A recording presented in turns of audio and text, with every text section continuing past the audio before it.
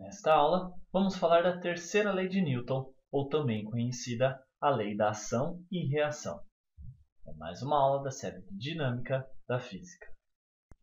A terceira lei de Newton, ou a lei da ação e reação, vai nos dizer então que para toda força feita, existe uma outra força de mesma natureza, mesma intensidade, mesma direção, porém com sentido contrário, chamada de reação. Vamos pensar aqui, nós temos dois objetos arbitrários, dois objetos quaisquer. Um objeto que eu vou chamar de A e o outro objeto que eu vou chamar de B.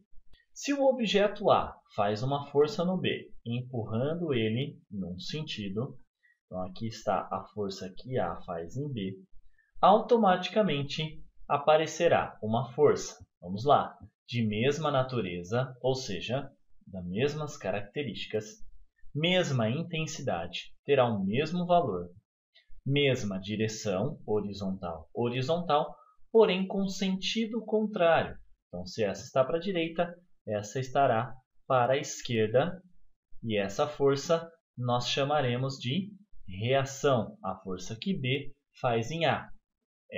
FAB será igual a FBA, falando no módulo de cada uma, no valor delas. Elas só têm o sentido contrário.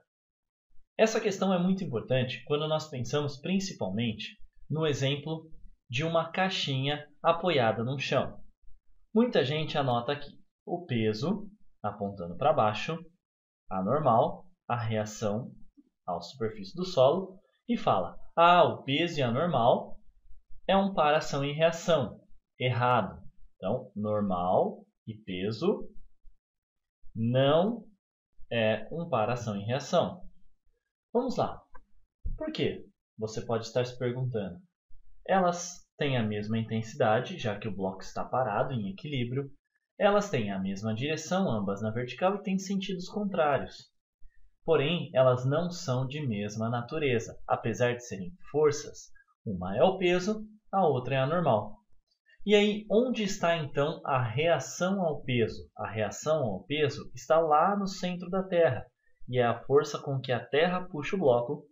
Reação, a força com que o bloco puxa a Terra. A força normal é a força que o chão faz no bloco. Aqui existe uma força que o bloco faz no chão que nós não anotamos. Observe, então, que eu nunca vou cancelar um par ação e reação. Eu não posso cancelar essa normal com essa normal, como se normalmente faz em exercícios.